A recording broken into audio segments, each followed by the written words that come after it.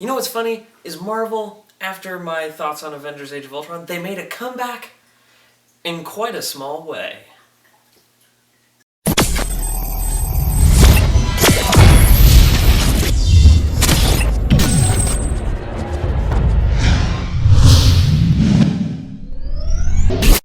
Ant-Man. Alright, guys, gals, and everything in between, new Marvel movie, I'm here to review it for you. So, Marvel has now released Ant-Man, and Ant-Man is based off the character created by Stan Lee. Basically, he's a superhero who has a suit, kind of like how Iron Man has a suit, but his allows him to shrink down to a ant or insect size. That was created by Hank Pym, who's played by Michael Douglas.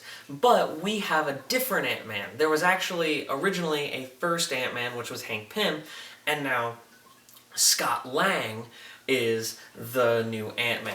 And he's a cat burglar who gets a new opportunity at redemption. And there's our movie. So, as you guys have heard from me before, where I've brought it up in the past, even from as far back as my Iron Man 3 review, this has been my most anticipated Marvel movie for a very, very long time. Because Ant-Man is my favorite Marvel superhero. I know, very obscure for a lot of people. They usually pick like Iron Man, Thor, Deadpool, Spider-Man, of course. But no, me, it's Ant-Man. It was back in the day when I was a kid and I was reading the history of Marvel Comics, and I saw a Tales to Astonish issue that they had like in there documented about a character named Ant-Man, and they had the picture of Ant-Man like in the corner, and it just drew me in, and I would find myself rereading the book. And I'd immediately go to that page with Ant-Man. He always sucked me in. And so I go and look and I read about Ant-Man. And then finally they announced my Ant-Man movie. And you know, this has had a really long production because it was going to have Edgar Wright, then it didn't, and details.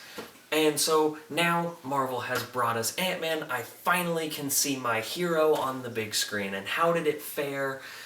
Yes. Yes. Yes. Yes. Yes.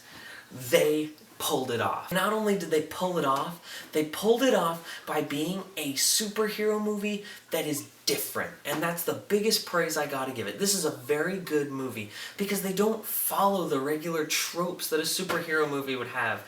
The routine 3 battles, superhero loses his mask in the 3rd act, and like, you know, loses the 2nd battle almost always in the movies, and like just follow this regular formula. Yeah, it felt very much like it fit in the Marvel universe, and that is a huge praise I gotta give it, is it feels like it fits.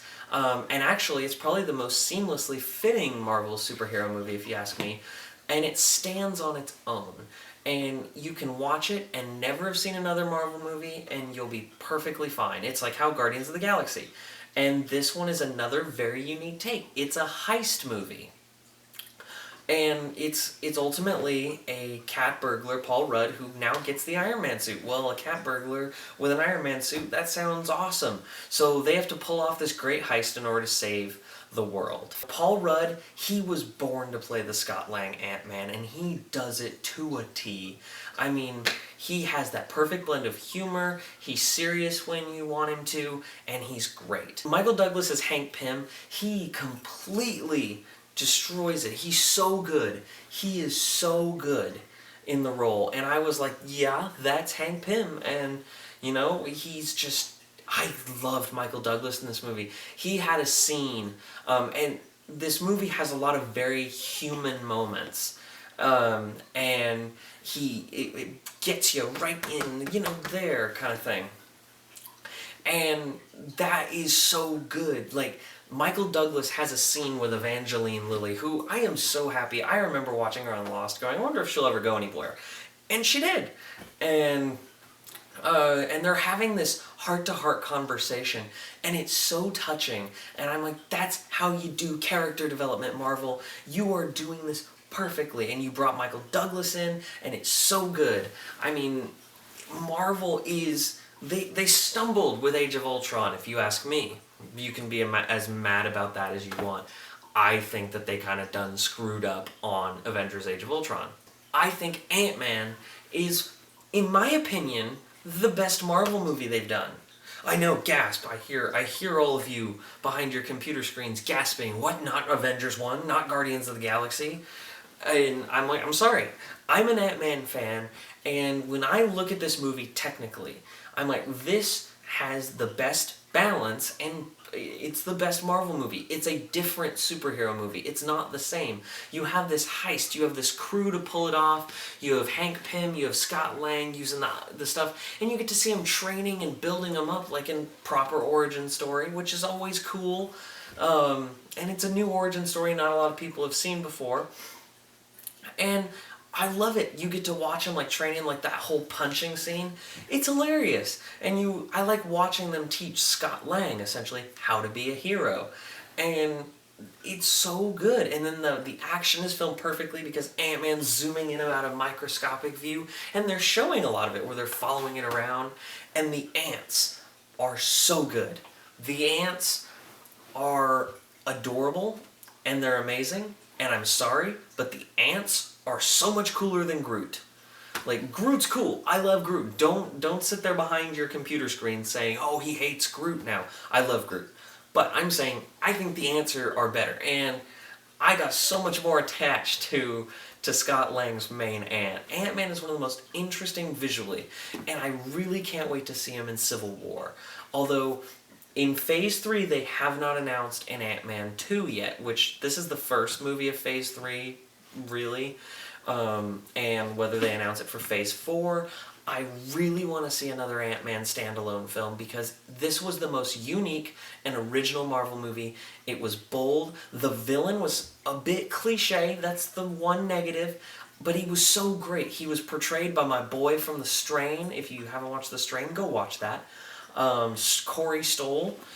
He plays Yellow Jacket in the film, and Yellow Jacket is so good. Whenever he's on the screen, he's a commanding presence, and you're like, yep, that guy is in control of the room right now. And when he's being a smarmy businessman, I was like, you're strangely a good Lex Luthor casting. I love it, and I was geeking out the moment that Ant-Man and him started to duke it out, and they were just like boom, boom, boom, and they're like using the ants, and he's like, and in the middle of all this, they're pulling off a heist, and I'm like, this is Ocean's 11 with a superhero. How is that not cool? That should sell you. Go out right now and watch it.